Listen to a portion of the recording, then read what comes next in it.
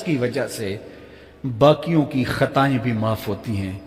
آج ہم اجتماعی طور پہ تا حد نظر اندر باہر اوپر نیچے اتنے لوگوں کے ہجوم میں اللہ کی بارگاہ سے یہ توقع رکھتے ہیں کہ مالک کتنے ہجوم میں کوئی ایک تو ہوگا جو تیرا لاڈلا ہوگا، کوئی ایک تو ہوگا جو تیرا بہت قریبی ہوگا، کوئی ایک تو ہوگا جس پہ تیری رحمتیں برسیں گی، تو مالک اس کے صدقے سے ہماری خطائیں بھی معاف کر دے، ہمارے گناہ بھی معاف کر دے۔ کوئی ایک رونے والی آنکھ مل گئی تو باقیوں کا بھی کام بن جائے گا۔ اٹھ فریدا ستیا تے میلہ ویکھن جا، وت کوئی بخشیا مل جاوے تے توں ہی بخشیا جا۔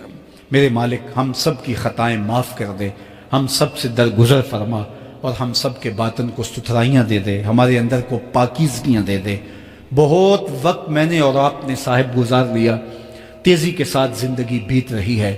میں اگر اپنے آپ کو دیکھوں تو میری زندگی کتنی بہاریں کاٹ چکی ہے۔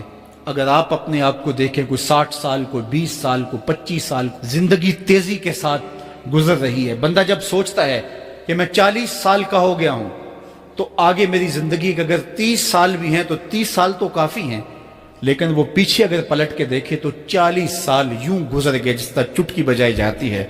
جب چٹکی بجانے کے وقت میں 40 سال گزر گئے محسوس ہوتے ہیں، تو جو باقی 30 سال اگر ہوئے بھی، وہ تو گمان ہے میرا، وہ تو گمان ہے آپ کا، ہمیں تو ایک سانس کا بھی نہیں پتا۔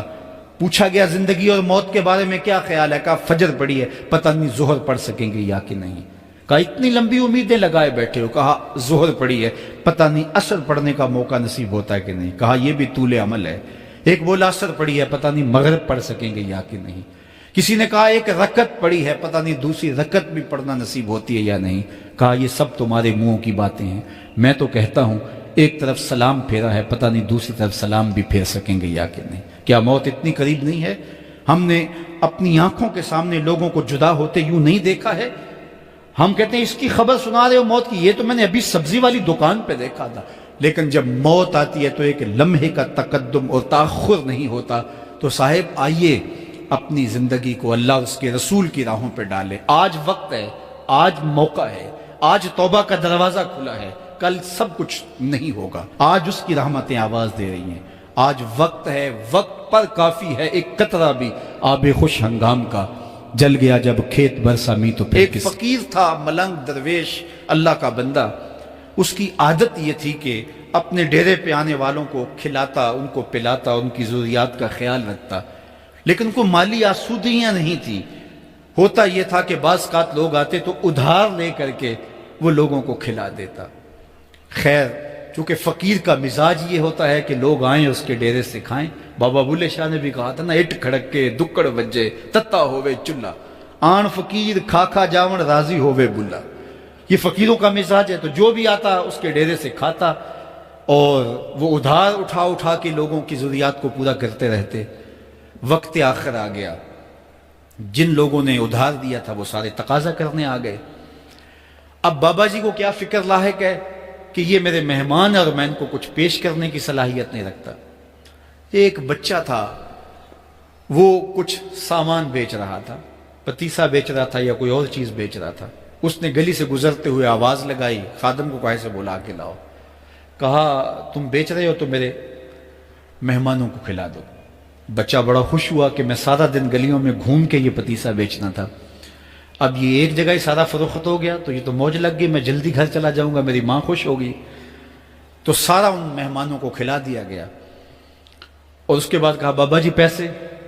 کہا تم بیٹھ جاؤ، جب ان کو ملیں گے تو تجھے بھی مل جائیں گے۔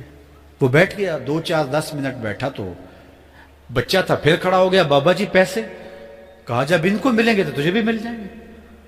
پھر آدھا گھنٹہ گزرا تو پھر اس نے کہا بابا جی پیسے؟ میری ماں میرا انتظار کر رہی ہے، ہمارے گھر کا چولہا اسی سے جلتا ہے، میں یہ پیسے لے کر جاؤں گا اور میری ماں کوئی ہنڈیا خریدے گی اور ہم شام کا گھر کا کوئی سلسلہ کریں گے۔ کہا بیٹا جب ان کو ملے گا تو تجھے بھی مل جائے گا۔ بچے نے رونا شروع کر دیا، یتیم بچہ تھا، اس کا سارا آسرا یہی تھا، اس نے رونا شروع کر دیا۔ جب بچہ رویا اللہ کی رحمت کو جوش آیا۔ کوئی مرید نذرانہ لے کے ان بزرگوں کے پاس آ گیا اور اشرفیوں کی بھری ہوئی تھیلی پیش کی۔ وہ اتنے پیسے تھے کہ اس بچے کو بھی دیے، جتنے لوگ آئے تھے سب کا قرض چکایا۔ کہا جاؤ گھروں کو، تو سب نے کہا بابا جی ہم صبح سے بیٹھے ہوئے تھے تو یہ نذرانہ دینے والا صبح سے نہیں آیا، تو اب کیسے آ گیا؟ کہا صبح سے تمہارے اندر کوئی رونے والا نہیں تھا، ایک رونے والا آیا تو باقیوں کا بھی کام بن گیا۔